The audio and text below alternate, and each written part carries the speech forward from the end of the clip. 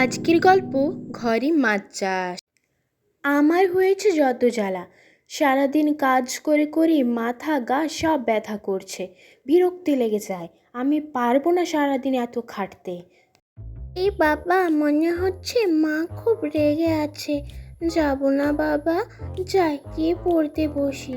দৌড়ে পালায়, মা দেখে তো আমার 12টা বাজিয়ে দেবে। মা খুব রেগে আছে। এই সোনা, এদিকে আয় তো। কি বলছিলি? এখানে কেন এসেছিলি? মা, কিছু না, আমি তো এমনি এসেছিলাম, পড়ার বই নিতে এসেছিলাম। মা, তুমি আমাকে বকো না, আমি তো কিছুই করিনি। তোকে আমি পড়তে বসতে বলেছিলাম না? তুই এখানে ঘুরে বলছিস? এদিকে আয়, নইলে কিন্তু আমি তোকে খুব বকুনি দিব।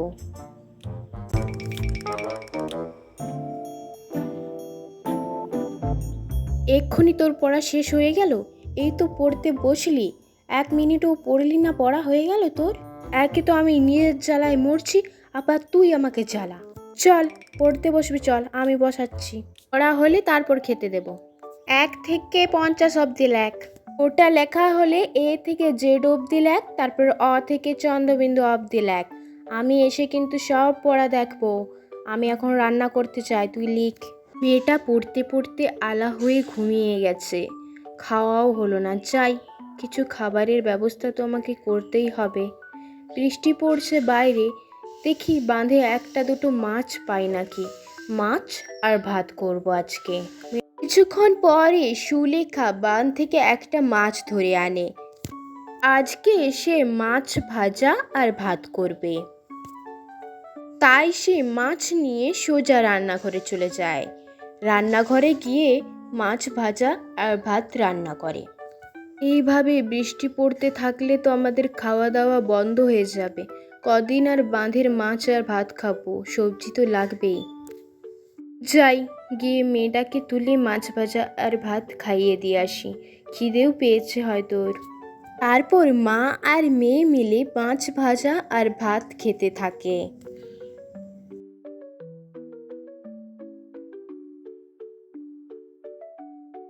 খাওয়া দাওয়ার শেষে সুলেখা তার মেয়ে সোনাকে বলে, খাওয়া দাওয়া তো হয়ে গেছে, এখন এখানে চুপটি করে শুয়ে থাক, বাইরে একদমই বেরোবি না। আমারও এখন তেমন কিছু কাজ নেই, আমি তোর কাছেই বসে থাকবো। আমি বাইরে তোকে বেরোতেই দেব না।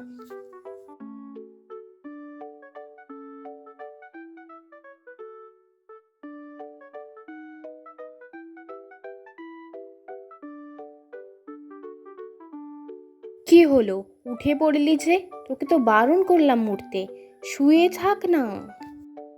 সোনা তার মায়ের কোলে চুপটি করে শুয়ে ঘুমিয়ে পড়ে। বাইরে যা বৃষ্টি, ঘরের বাইরে পা দিলেই জ্বর আসবে। জ্বর হলে ডাক্তার দেখানোর সামর্থ্যও নেই আমার। একটু পরে সোনা উঠে বলে, ওই দেখো মা, কত মাছ! এত বৃষ্টিতে বাঁধের সমস্ত জল আমাদের ঘরের ভিতরে চলে এসেছে। হ্যাঁ রে সোনা মা, আমি সেটাই তো দেখছি, কত মাছ ভেসে এসেছে ঘরের উঠোনে। এই বলে সুলেখা সব মাছগুলো কুড়োতে থাকে। মাছগুলো কুড়িয়ে কুড়িয়ে এসে একটা বালতিতে রেখে দেয়। তারপর তারা 1 বালতি ভর্তি মাছ পায়। দেখ রে সোনামা, কত মাছ পেয়েছি। এই মাছগুলো তোর জন্য ভাজা করব, ঝোল করব, আর বাকি এত মাছ এগুলো চাষ করব। চাষের জন্য কিছু নেই তো কি হয়েছে, বাঁধের প্রয়োজন নেই, আমি এই বালতিতেই মাছ চাষ করব। তারপর এই মাছগুলো বাজারে গিয়ে বিক্রি করব। এরপর থেকে সুলেখা বালতিতে মাছ চাষ করতে শুরু করে, আর ওই মাছ গিয়ে বাজারে বিক্রি করে। এভাবে তার সংসার ভালোই চলতে থাকে।